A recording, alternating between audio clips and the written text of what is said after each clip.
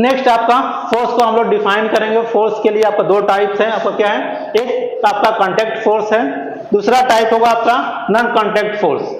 तो देखिए यहाँ पर नॉन कांटेक्ट फोर्स के मीन्स हम लोग बात कर सकते हैं ग्रेविटेशनल फोर्स का, क्योंकि दो अगर हमने मास लिया है, m1 यहाँ पर लिया हमने, m2 यहाँ पर लिया, या आप दो चार्ज भी ले सकते हैं। आपका एक चार्ज हमने यहाँ पर q1 लिया, यहाँ पर आपका एक q2 हुआ, तो इनके बीच आपका क्या है, फोर्स ऑफ अट्रैक्शन और फोर्स ऑफ रिपल्शन यहाँ पर मौजूद है। लेकिन यहाँ पर जो फोर्स एग्जिस्ट कर रहा है, यहाँ पर ये कांटेक्ट फोर्स है, क्योंकि दोनों सरफेस आपस में ये टच में है। एक ऑब्जेक्ट के ऊपर हमने दूसरा ऑब्जेक्ट को रखा है, तो यहाँ पर इसके मास की वजह से, अगर हमने मान लिया ये m1 ये है, आपका m2 है, तो ये अर्थ के ग्रेविटेशनल फोर्स की वजह से अर्थ के सरफेस की तरफ ये अट्रैक्ट होते हैं। तो यहाँ पर इनके दोनों के बीच क्या है कि रिएक्शनल फोर्स होगा जो अपवर्ड होगा। तो यहाँ पर जो फोर्स एग्जिस्ट करेगा वो क्या होगा, कांटेक्ट फोर्स होगा। मींस दोनों सरफेस आपस में एक दूसरे से जुड़े हैं या आपके आपस में कांटेक्ट में हैं। लेकिन जब हम लोग यहाँ पर नॉन कांटेक्ट फोर्स की बात करते हैं, तो यहाँ पर दोनों मास m1 m2 क्या है, सेपरेशन है या अलग अलग हैं। लेकिन यहाँ पर जो आपका फोर्स एग्जिस्ट करेगा वो नॉन कांटेक्ट, दोनों वस्तु के बीच कोई आपस में फिजिकल कांटेक्ट नहीं है। मींस ये आपस में ना जुड़े हुए नहीं है। आप मास की एग्जांपल ले लें या दो अलग अलग चार्ज की एग्जांपल ले लें, दोनों चार्ज एक दूसरे से अलग अलग हैं, लेकिन इनके बीच भी एक फोर्स एग्जिस्ट करता है, जिसको बोलते हैं हम लोग एग्जांपल में नॉन कांटेक्ट फोर्स।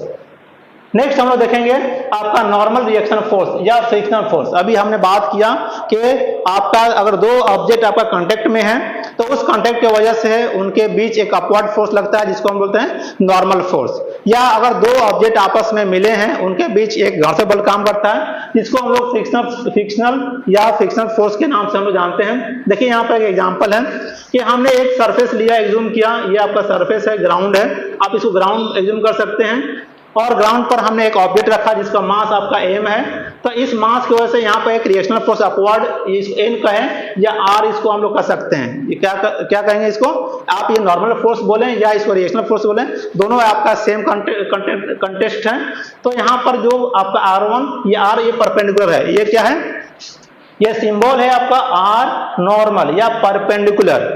इस लाइन का मीनिंग आप समझेंगे कि जो r है ये परपेंडिकुलर है, ये परपेंडिकुलर फोर्स है जो n के बराबर है। n का मीनिंग है नॉर्मल, r का मीनिंग है यहाँ पर रिएक्शनल फोर्स। तो ये फोर्स आपका एक अपवर्ड डायरेक्शन में एक्ट करता है, और इसका जो मास है इसकी वजह से जो वेट होता है W, ये होता है इक्वल टू mg आपका बराबर होता है। ये दोनों जो अगर इनके बीच पोजीशन में कोई चेंजेस नहीं है, तो ये जो रिएक्शनल फोर्स या नॉर्मल फोर्स है इस वेट के बराबर होता है, इसीलिए इसके पोजीशन में कोई चेंजेस नहीं होता है। इसी को बोलते हैं हम लोग क्या है, परपेंडिकुलर कंपोनेंट। दूसरा है ये आपका इंक्लाइंड है, कोई भी फोर्स अगर एक्ट करता है इंक्लाइंड, मींस ये थीटा एंगल है विद द ग्राउंड, तो इसको ये जो फोर्स है आपका इंक्लाइंड है, तो यहाँ पर हम लोग लिखेंगे इसका जो रिजल्टेंट होगा इस नॉर्मल फोर्स और यहाँ पर जो फ्रिक्शन होगा उसके रिजल्टेंट के बराबर होगा। तो हम लोग यहाँ दे सकते हैं the resultant is called contact force. क्या है, जो आपका रिजल्टेंट मिलेगा F, उसी को बोलते हैं कांटेक्ट फोर्स के नाम से हम लोग जानते हैं। और क्या है, the contact force is electrodynamic in nature. जो कांटेक्ट फोर्स है क्या है, इलेक्ट्रोडायनेमिक इन द नेचर होगा। यहाँ पर एक एग्जांपल हम दे सकते हैं। देखिए यहाँ पर एक ऑब्जेक्ट है जिसका मास हमने m लिया, इस मास पर इस सरफेस के द्वारा एक आपका अपवर्ड फोर्स लगता है, जिसको हम लोग रिएक्शनल फोर्स या इसको हम लोग नॉर्मल फोर्स के नाम से जानेंगे या हम लोग रिप्रेजेंट करेंगे। और इस मास के वजन की वजह से यहाँ पर एक वेट होगा जो आपका mg के बराबर होगा। तो यहाँ पर जो फोर्स होगा ये पैरेलल कंपोनेंट होगा। क्यों, क्योंकि यहाँ पर अगर आप फोर्स यहाँ पर लगा रहे हैं तो ये क्या होगा, आपका एक एक्सटर्नल फोर्स होता है, लेकिन जो यहाँ पर फ्रिक्शनल फोर्स होगा इस फोर्स के अपोजिट, क्योंकि जो भी फ्रिक्शनल फोर्स होता है हमेशा मोशन के अगेंस्ट या मोशन के अपोजिट में काम करता है। तो यहाँ पर अगर ये मोशन अगर यहाँ पर v है या जो बल है अगर लेफ्ट डायरेक्शन में एग्जिस्ट करता है, तो यहाँ पर जो फ्रिक्शन फोर्स होगा हमेशा राइट में एग्जिस्ट करेगा या वो राइज होगा। तो यहाँ पर हम लोग कह सकते हैं कि R पैरेलल मींस आपका जो रिएक्शनल जो फोर्स है पैरेलल है किसके, फ्रिक्शनल फोर्स के। तो हम लोग यहाँ कह सकते हैं frictional force is nothing but parallel to the reactional, जो आपका पैरेलल है। तो यहाँ पर हम लोग समझने की कोशिश करेंगे कुछ और एग्जांपल्स हैं। Draw the normal reaction of the following cases. यहाँ पर आपका कुछ शेप साइज दिए हुए हैं ऑब्जेक्ट के साथ, आप इसको रिप्रेजेंट करना है कि रिएक्शनल फोर्स कैसे काम करेगा और इसका रिजल्टेंट क्या होगा। तो हम लोग देखेंगे ये आपका इंक्लाइंड सरफेस है और यहाँ पर ऑब्जेक्ट है। तो इस सरफेस के एक चीज और ध्यान रखना है कि जो नॉर्मल फोर्स है या रिएक्शनल फोर्स है हमेशा प्लेन के नॉर्मल एग्जिस्ट होता है। क्या होता है, हमेशा प्लेन के नॉर्मल वो लाई करता है या वो लगता है। तो हम लोग कहेंगे कि इस प्लेन के नॉर्मल में आपका ये क्या होगा, नॉर्मल फोर्स होगा या रिएक्शनल फोर्स होगा। दूसरे केस में देखें कि आपका यहाँ पर दो अलग अलग इंक्लाइंड प्लेन है एक ही ऑब्जेक्ट के लिए, तो हर कांटेक्ट पर आपका एक नॉर्मल फोर्स होगा। जहां जहां प्लेन का कांटेक्ट होगा या जहां जहां दो ऑब्जेक्ट आपस में मिलेंगे उस पॉइंट पर आपका क्या होगा, कांटेक्ट फोर्स होगा। तो यहाँ पर एक कांटेक्ट फोर्स होगा या नॉर्मल फोर्स होगा जो इसके नॉर्मल होगा, परपेंडिकुलर होगा। इसको आप N1 कह सकते हैं या आप इसको R1 कह सकते हैं। दूसरा फोर्स यहाँ कांटेक्ट होगा तो यहाँ पे ये आपका इस प्लेन के नॉर्मल होगा जिसको हम लोग N2 कह सकते हैं या इसको R2 कह सकते हैं। तो यहाँ पर दो नॉर्मल फोर्स एग्जिस्ट करेंगे, दोनों दो पॉइंट पर होंगे क्योंकि वहां पर जो कांटेक्ट सरफेस है वो दो है, दो अलग अलग प्लेन के लिए।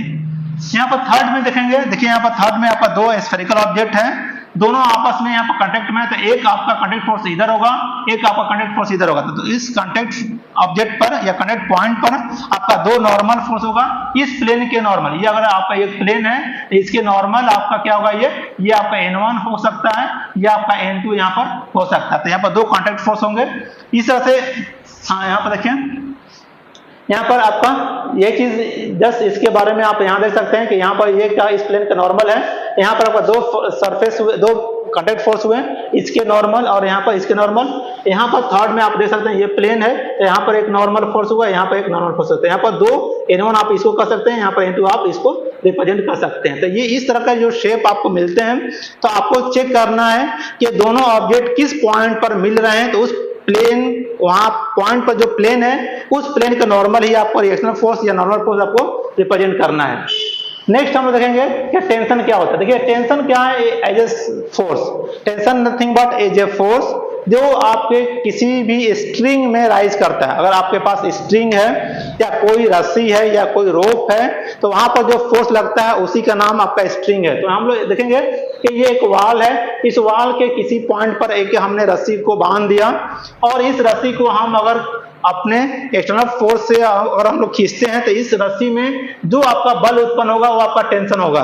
मींस आपका जो फोर्स होगा या फोर्स राइज होगा वो आपका टेंशन के नाम से हम लोग इसको जानेंगे। टेंशन नथिंग बट आप जानेंगे कि ये फोर्स ही है, फोर्स का ही नाम है टेंशन, जो स्ट्रिंग में हम लोग रिप्रेजेंट करते हैं। तो यहाँ पर आपका जो फोर्स होगा वो T होगा। तो यहाँ पर जो एक अगर रोप होगा एक टेंशन होगा, अगर आपके पास एक रोप होगा एक टेंशन होगा, दो रोप होगा दो अलग अलग टेंशन होंगे। ऐसा नहीं हो सकता है कि आप एक रस्सी लें और उसको दो तीन जगह बांध दें तो उसका टेंशन बदल जाएगा, नहीं। कभी भी आपका टेंशन अगर एक स्ट्रिंग है तो पूरे स्ट्रिंग में आपका जो टेंशन राइज होगा वो एक ही टेंशन होगा। तो आप यहाँ देख सकते हैं इस यहाँ से यहाँ तक आपका जो टेंशन राइज होगा वो आपका एक ही टेंशन होगा जो T होगा।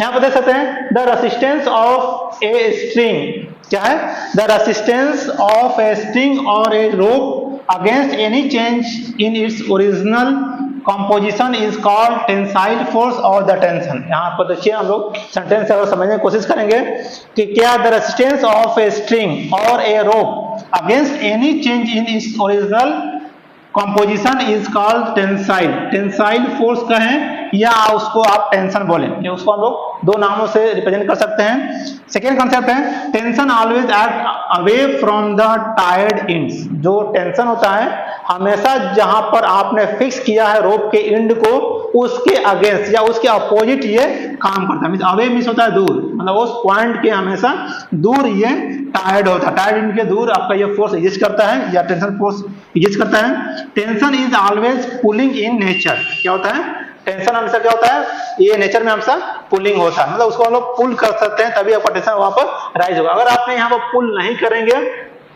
तो इस रोप में कोई टेंशन राइज नहीं होगा।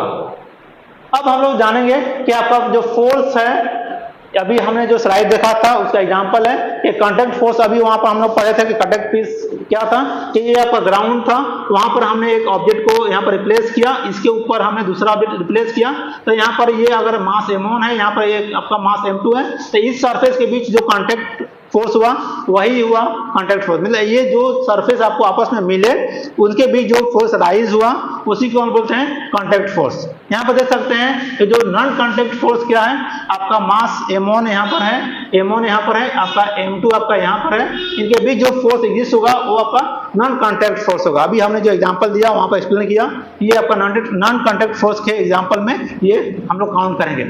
अब हम लोग जानते हैं कि नॉन कांटेक्ट फोर्स कहीं भी हो सकता है। देखिए ये आपका अर्थ है, ये क्या आपका अर्थ है, और ये आपका मार्स है या आपका कोई भी अदर प्लैनेट्स हैं, उनके बीच जो फोर्स एग्जिस्ट करेगा वो आपका नॉन कांटेक्ट फोर्स के एग्जांपल में हम लोग उसको रखेंगे। तो यहाँ पर क्या है, a non contact force is a force which act on a object without coming physically contact। ये चीज, ये आपका की वर्ड है कि कभी भी नॉन कांटेक्ट फोर्स के बारे में हम लोग समझने की कोशिश करें तो आप ध्यान रखेंगे कि यहाँ पर जो फिजिकल कांटेक्ट है ये नहीं होना चाहिए। फिजिकल कांटेक्ट ही आपका की वर्ड है, तो आप याद रखेंगे physical contact, without physical contact is going to act आपका नॉन कांटेक्ट फोर्स। तो यहाँ पर हम देखेंगे physical contact in with it, that is gravitational force और इलेक्ट्रोस्टैटिक फोर्स हम लोग इसको कर सकते हैं। तो यहाँ पर देखिए ये नॉन कांटेक्ट फोर्स है, ये मैग्नेट और नेल के बीच जो फोर्स एग्जिस्ट होगा ये भी आपका क्या होगा, नॉन कांटेक्ट फोर्स का एग्जांपल होगा। नेक्स्ट हम देखेंगे आपका वेट। वेट क्या होता है, ये जो आपका अर्थ का जो ग्रेविटेशनल फील्ड होता है उसके वजह से ये राइज होता है। कोई भी ऑब्जेक्ट लें उसका अगर मास आपका, अगर यहाँ पर ये ऑब्जेक्ट है इसका मास m है, तो ये जो m है अर्थ के ग्रेविटेशनल फील्ड की वजह से जो आपका वहां पर राइज होगा फोर्स, उसी को हम बोलते हैं वेट। ये आपका mg के बराबर होता है। तो यहाँ पर कह सकते हैं F equal to weight equal to mg।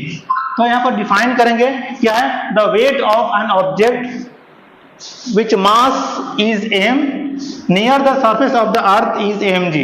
जब हम लोग वेट की बात करते हैं तो अर्थ के सरफेस पर और किसी भी ऑब्जेक्ट का मास m है तो वहां पर जो वेट होगा वो mg के बराबर होगा। यहाँ पर g क्या है, ये एक्सेलरेशन ड्यू टू ग्रेविटी है जिसका वैल्यू होता है 9.8 मीटर पर सेकंड स्क्वायर। दूसरी कंसेप्ट हम देखेंगे, it is always directed toward the centre of the earth. ये जो आपका वेट होता है हमेशा जो अर्थ का जो सेंटर है उसके सेंटर की तरफ ये एग्जिस्ट करता है या वो डायरेक्शन रिप्रेजेंट करता है। तो यहाँ पर आपका जो वेट होगा हमेशा जो अर्थ की जो सेंटर है उसके तरफ वो लाई करता है।